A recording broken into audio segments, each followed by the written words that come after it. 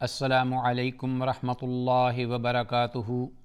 الحمد للہ الذی لم یزل عالما قدیرا سمیعا بصیرا، والصلاة والسلام علی من ارسل شاہدا ومبشرا ونذیرا، اما بعد فاعوذ باللہ السمیع العلیم من الشیطان الرجیم من ہمزہ ونفخہ ونفثہ، بسم اللہ الرحمن الرحیم۔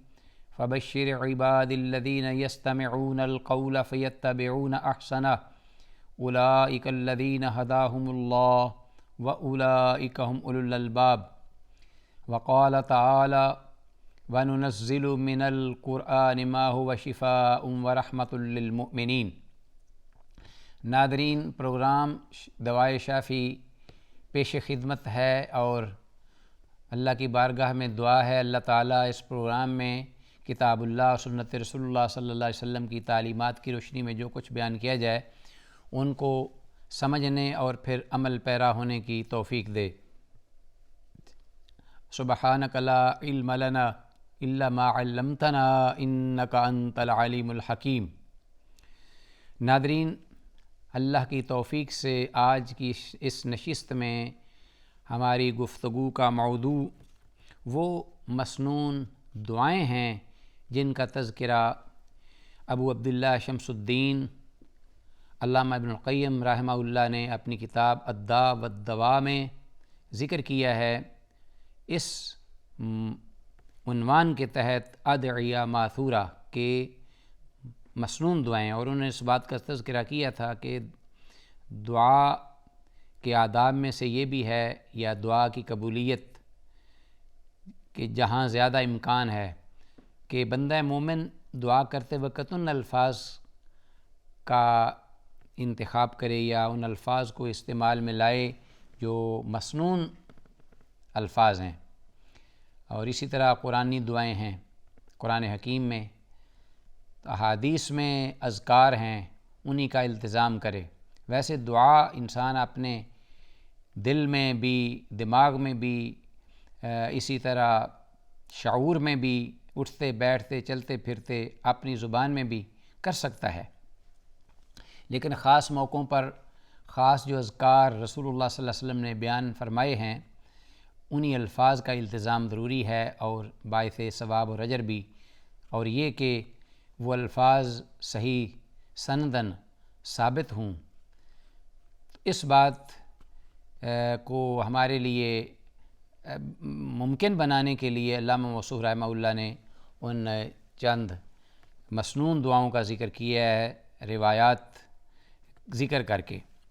تو من جملہ ان دعاؤں میں سے جیسا کہ ہم نے ذکر کیا تھا ایک حدیث اپنے پچھلے پروگرام میں کہ امام حاکم نے حضرت ابو امامہ باہلی رضی اللہ عنہ سے مرفوع ذکر کیا ہے، اللہ کے نبی صلی اللہ علیہ وسلم نے فرمایا کہ اللہ کا اسم اعظم 3 صورتوں میں ہے، ایک البقرہ اور ایک آل عمران اور ایک طٰہٰ۔ تو امام القاسم رحمہ اللہ فرماتے ہیں کہ میں نے اس حدیث کو سن کر یا اس کے پیش نظر اسم اعظم کی تلاش کی تو جستجو کی تو مجھے وہ الفاظ ملے الحی القیوم۔ تو ناظرین، الحی القیوم کے جو الفاظ ہیں یہ آپ فوراً انہیں سنتے ہی محسوس کرتے ہوں گے کہ اللہ کے یہ ذاتی نام یا صفاتی ہیں، یعنی ایسی صفات ہیں جو کہ کسی مخلوق کے لیے نہیں ہو سکتی۔ الحی ہمیشہ ہمیشہ ہمیشہ سے ازل سے زندہ، اور پھر زندگی خود زندہ بھی نہیں بلکہ زندگی عطا کرنے والا، اور اسی طرح القیوم خود قائم ہی نہیں، ہمیشہ ہمیشہ کے لیے ابد تک، جس کی کوئی انتہا نہیں، اور پھر لوگوں کو بھی قائم رکھنے والا، کائنات کو قائم رکھنے والا جب تک چاہے۔ تو القائم بالذات، تو اللہ کی ذات جو ہے وہ قائم ہے ہمیشہ ہمیشہ سے، حی قیوم۔ تو یہ 2 صفتیں ہیں۔ گویا کہ جہاں اس آیت مبارکہ میں شرک کی جملہ جو اقسام ہیں یا جہات ہیں یا پہلوان کی جڑوں کو کاٹ کے رکھ دیا گیا ہے، اس لیے کہ آپ دیکھتے ہیں کہ کائنات میں اللہ کے علاوہ بہت ساری قوتوں اور طاقتوں کو، جس میں جمادات، نباتات، حیوانات، جن، چرند، پرند، اسی طرح موذی جانور، سانپ وغیرہ، یہ ان کس قسم کی چیزیں، درندے، درخت، حجر، شجر، شمس و قمر، اسی طرح اپنا انسانیت میں سے انبیاء اور رسل، جنات، دیوتے، ان سب کو غیر اللہ کے ساتھ شریک بنا کر ایک مسجود بھی بنایا گیا، معبود بھی بنایا گیا، ان کی عبادت بھی کی گئی، شرک بھی کیا گیا۔ لیکن عجیب بات یہ ہے کہ کسی بھی کائنات کی ان جملہ مخلوقات میں، جو کہ مخلوق کہلاتی ہیں، یہ دو صفتیں نہیں ہو سکتی، نہ وہ حی ہیں نہ وہ قیوم ہیں۔ تو گویا کہ جو حی نہیں، قیوم نہیں، وہ الہ نہیں، وہ معبود نہیں، اور جو حی قیوم ہے وہ معبود ہے، وہ الہ ہے۔ تو جس کو بھی آپ دیکھیں گے کوئی بھی باقی نہیں ہے، ہر ایک جو ہے وہ اس چیز وہ حادث ہے، اور ایک تو وہ اپنی حیت کو، کیفیت کو، اپنی شکل کو وہ بدلتی رہے گی وقت کے ساتھ ساتھ، اور پھر یہ ہے کہ وہ بالآخر حادث ہوگی، بالآخر وہ ختم ہو جائے گی، اس کا کوئی وجود باقی نہیں رہے گا، صرف ایک قصہ پاری نہ ہو جائے گا۔ لیکن ذات حی قیوم جو ہے یہ ایسی ہے کہ جو قائم رہنے والی ہے۔ دوسرے جتنے بھی معبودان ہیں، بڑے سے بڑے بھی، وہ مجاوروں اور جو ان کی پرستش یا پوجا کرنے والے لوگ ہیں، اپنی بقا کے لیے، اپنے وجود کے لیے ان کے محتاج ہیں۔ اب چند دن مندر میں بتوں کو صاف کرنا چھوڑ دو، بت خانے کی مینٹیننس چھوڑ دو، تو ان کا حال آپ جانتے ہیں وہی ہوگا کہ شاید سڑک پہ پڑے ہوئے جو اپنا کچرا ہے اس کے ساتھ اس کی مشابہت ہوگی۔ تو گویا کہ اسی طرح آپ دیکھیے اپنا سورج کتنی بڑی مخلوق ہے، اور ابراہیم خلیل نے جب یہ دیکھا کہ وہ اپنی جگہ سے زائل ہو گیا، فلما زالت، تو کہنے لگے کارا لا احب الافلین، چاند کو دیکھا لا احب الافلین، یعنی ایک جگہ سے دوسری جگہ وہ حرکت کر گیا ہے، اس نے اپنی شکل حیت بدل دی، پھر غروب ہو گیا۔ تو کوئی بھی چیز جو ہے اس کو اپنی بقا کے لیے جو پوجنے والے ان کی ضرورت احتیاج ہے، سوائے حی قیوم ذات الحی القیوم کے۔ اسی طرح یہ آگ ہے، دیکھیے مجوسی ہیں، آگ کی پوجا کرتے ہیں، اللہ اکبر، اور اپنے وہ جو خالق انہوں نے بنایا آگ کو، اس کو بجھنے نہیں دیتے۔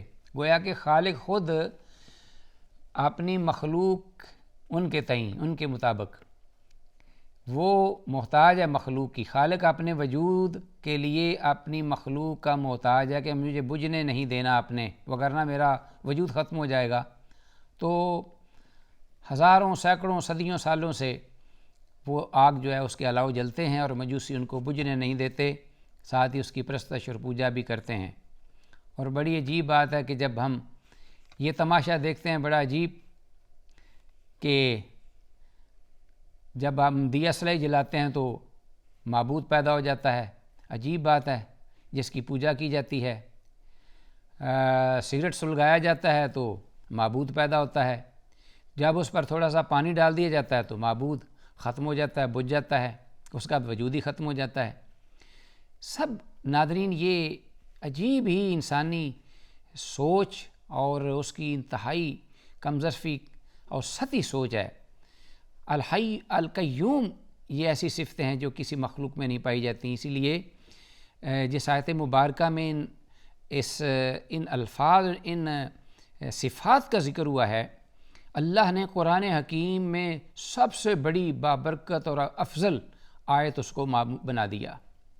کو آپ اب دیکھتے ہیں اس بارے میں جو حضرت ابی بن کعب رضی اللہ تعالیٰ عنہ سے حدیث مرفوع منقول ہے کہ رسول اللہ صلی اللہ علیہ وسلم نے ایک دفعہ فرمایا کہ ابو منذر، جانتے ہو کہ تمہارے پاس کتاب اللہ میں سب سے بڑی عظیم آیت، عظمت والی آیت کریمہ کون سی ہے؟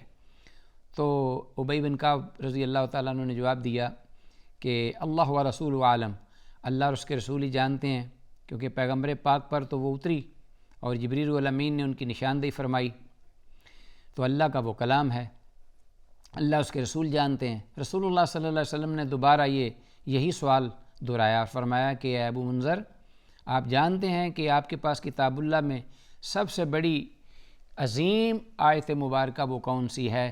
تو انہوں نے آگے سے، چونکہ وہ بھی قرآن کے عالم فاضل قاری تھے بہت بڑے، تو انہوں نے فرمایا کہ اللہ کے رسول صلی اللہ علیہ وسلم وہ ہے اللہ لا الہ الا ہو الحی القیوم، جو آیت الکرسی جس کے آغاز میں یہ آیت مبارکہ ہے، اللہ لفظ جلالہ، لا الہ الا ہو الحی القیوم، سبحان اللہ۔ تو یہی اسم اعظم، اور اس اسم اعظم کے ذکر کے ساتھ انسان اپنے رب کو ان کا واسطہ دے کے پکارتا ہے، بلاتا ہے اللہ کو، اپنے رب کو، اپنے مالک کو۔ تو رسول اللہ صلی اللہ علیہ وسلم نے جب یہ سنا تو فرمایا، تو حضرت ابی بن کعب رضی اللہ عنہ فرماتے ہیں کہ پیغمبر پاک صلی اللہ علیہ وسلم نے اپنا دست مبارک میرے سینے پہ پھیرا اور فرمایا کہ اے ابی بن کعب ابو منذر، آپ کو آپ کا علم مبارک ہو، یعنی آپ نے بات کو پا لیا، تو بابرکت علم ہے آپ کا۔ تو ناظرین، یہ الحی القیوم، یہ آیت الکرسی، اور اس کے آگے جو فضائل احادیث میں موجود ہیں وہ کوئی ڈھکے چھپے نہیں۔ وہ حضرت ابو ہریرہ رضی اللہ عنہ والی بات بڑی معروف حدیث ہے کہ صدقہ فطر پر آپ صلی اللہ علیہ وسلم نے ان کو اپنا نگہبان مقرر کیا، لمبی حدیث تھی۔ تو اس میں 3 دن تک شیطان آ کر صدقہ فطر کا جو وہ کھانا ہے وہ چراتا رہا۔ رسول اللہ صلی اللہ علیہ وسلم وہ حضرت ابو ہریرہ رضی اللہ عنہ کو متنبہ فرماتے رہے، تو تیسری رات انہوں نے پکڑ لیا اور چھوڑا نہیں۔ تو جاتے ہوئے شیطان کو جب یہ پتہ چل گیا کہ یہ اب مجھے نہیں چھوڑتے، صورت میں نہیں چھوڑنے پر آمادہ، تو کہتا ہے کہ میں آپ کو کچھ کلمات سکھلاتا ہوں، تو اس کے بدلے مجھے چھوڑ دیجئے۔ حضرت ابو ہریرہ رضی اللہ عنہ نے فرمایا کہ ٹھیک ہے۔ اس نے یہ آیت الکرسی سنا دی، پڑھا دی، اللہ لا الہ الا ہو الحی القیوم، کو اللہ کی ان صفتوں کا اس میں تذکرہ ہے کہ جس کی کوئی نظیر نہیں ہے، مثال نہیں ہے۔ تو ناظرین، الحی القیوم، ساتھ ہی وہ کہتا ہے کہ جس رات تم پڑھ کر یہ سو گئے اپنے بستر پر جاتے ہوئے، تو صبح تک تمہارے پاس اللہ تعالیٰ ایک فرشتہ نگہبان مقرر کر دیں گے، اور اس نگہداشت کی وجہ سے تمہارے پاس کوئی بھی جن یا شیطان یا کوئی اور طاغوتی طاقت نہیں پھٹک سکتی جو آپ کو بہکا سکے یا وسوسہ دے سکے۔ سبحان اللہ۔ تو یہ ناظرین الحی القیوم کی صفات جو اللہ کی ہیں، اس کے واسطے سے اس حدیث میں یہ ذکر ہوا ہے کہ یہ اسم اعظم ہے۔ آتے ہیں ہم دوسری حدیث کی جانب۔ وفی جامع ترمذی و صحیح الحاکم من حدیث سعد بن ابی وقاص عن النبی صلی اللہ علیہ وسلم قال دعوت ذنین او ذنون اذا دعوا وفی بطن الحوت۔ جامع ترمذی میں مستدرک امام حاکم نے اور امام ترمذی نے اپنی جامع میں حضرت سعد بن ابی وقاص رضی اللہ تعالیٰ عنہ سے مرفوع یہ حدیث بیان فرمائی ہے، قال دعوت ذنون، کہ حضرت یونس علیہ السلام کی دعا، ذنون لقب ہے حضرت اللہ کے نبی حضرت یونس علیہ السلام کا، اس دعا و وفی بطن الحوت، جب انہوں نے پکارا اپنے پروردگار کو اس حال میں کہ وہ مچھلی کے پیٹ میں تھے، قال، کیا کہا، اللہ الہ الا انت سبحانک انی کنت من الظالمین۔ یہ دعا اللہ کے نبی نے مچھلی کے پیٹ میں پڑھی کہ نہیں ہے کوئی معبود حق کے ساتھ سوائے تیرے اے اللہ، سبحانک تو پاک ہے، انی بے شک میں کنت من الظالمین ظالموں میں سے ہوں۔ کو اللہ کی وحدانیت اور اسم اعظم کا اعتراف، اور پھر ساتھ اپنی جو کوتاہی تھی، سستی تھی، غفلت تھی، اس کا بھی ساتھ ہی اعتراف کیا اور اللہ سے اپنی چیز کو مانگا، سوال کیا۔ تو یہ ایک طریقہ ہے انبیاء اور رسول علیہ السلام کا جو ہمارے لیے اسوہ ہے۔ اس روایت یا حدیث میں جو امام ترمذی نے بیان کی اور امام حاکم نے۔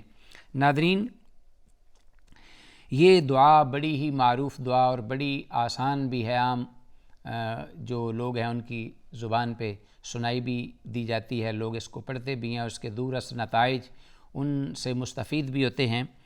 تو یہاں آگے بھی جو آ رہا ہے دیگر ایک دو روایات میں اسی دعا کا ذکر ہوا ہے.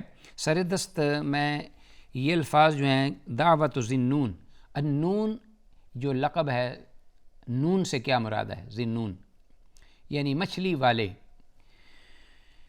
یہاں ذکر ہے ذی-النون. النون جو ہے اس مچھلی کو کہتے ہیں جو عربی زبان میں جو بڑی مچھلی، جو بڑی جسامت والی، خاص طور پہ سمندر میں پائی جاتی ہے. جسامت میں بسا اوقات وہ شپس جو بڑے بڑے بحری جہاز ہیں ان سے بھی بڑی زیادہ ہوتی ہے وہ اللہ کی مخلوق، اور ان میں سے ایک ویل مچھلی ہے. تو عام طور پر یہ مچھلی جو ہے یہ خون خوار نہیں ہے،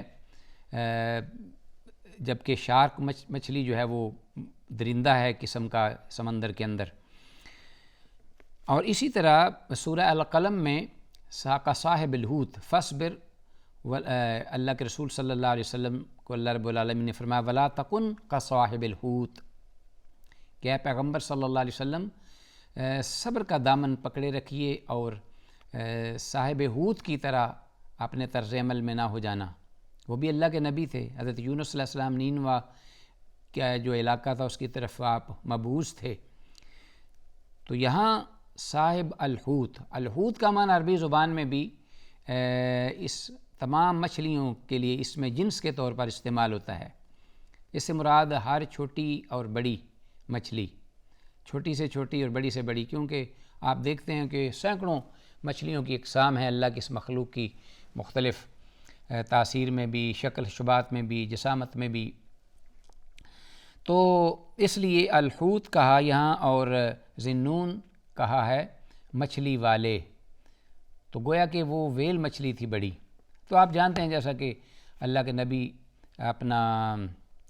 اپنی قوم کی طرف امام حضرت مسیح علیہ الصلوۃ والسلام سے پہلے مبعوث ہوئے تھے اور اللہ کی توحید اور دعوت دی، اور حسب معمول قوم نے ریجیکٹ کیا، اللہ کے نبی کو ستایا، پریشان کیا، انکار کر دیا اللہ پر ایمان لانے سے. تو بالآخر اللہ کے نبی حضرت یونس علیہ الصلوۃ والسلام نے بد دعا کی ان کے لیے، عذاب کی، اللہ کا کوڑا برسے ان پر. تو بہرحال وہ جو یہ بھی کہہ دیا کہ 40 دن تک اس کے اندر اندر عذاب آئے گا، لیکن اس کی بابت کو اللہ نے نہ اللہ کے نبی نے اللہ سے اس بارے میں بات کہی، اور نہ اللہ نے اس بارے میں اس بابت کو بات اپنے نبی کو حتمی بتا دی. تو جب یہ معاملہ ہوا تو اللہ کے نبی علیہ الصلوۃ والسلام بڑے مغموم ہوئے، پریشان بھی ہوئے. تو انہوں نے یہ سمجھا کہ میں یہاں سے نکل کر کہیں اور چلا جاؤں، کہیں وہ عذاب اگر نہیں آئے گا وعدہ کے مطابق تو میں نے یہ غلطی کی، اللہ سے پوچھا نہیں، اللہ نے مجھے وحی نہیں فرمائی، قوم میرا مذاق اڑائے گی. تو وہ ایک طرف چل دیے، اور جب آگے گئے تو وہاں آگے سمندر تھا، اس میں اس کو پار کر کے آگے کہیں دور جانا چاہتے تھے. تو کشتی میں سوار ہوئے، اور پھر اس کے بعد اور کشتی میں جو ہے وہ چکولے کھانے لگی، سائیکلون میں وہ پھنس گئی. تو پھر اس ملاح نے کہا کہ کرا ڈالو، کرا بھی حضرت یونس علیہ السلام کے نام نکلا. تو اب انہوں نے ان کو سمندر میں ڈال دیا، اور آگے اللہ نے حکم دیا مچھلی کو کہ میرا مہمان آنے والا ہے، اس کو آپ اپنے پیٹ میں جگہ دیجئے، رکھیے سنبھال کے، اس کو ان کا خیال کیجئے، ان کو چبانا نہیں ہے. تو ناظرین انشاءاللہ مزید اسی عنوان کے تحت دی گئی جو ادعیہ ماثورہ ہیں، مسنون دعاؤں کا ذکر ہم آئندہ پروگرام میں کریں گے. سر دست جو کچھ کہا سنا ہے، بارگاہ عزتی میں دعا ہے کہ اللہ سن کر اس پہ عمل کی توفیق دے. السلام علیکم ورحمۃ اللہ وبرکاتہ.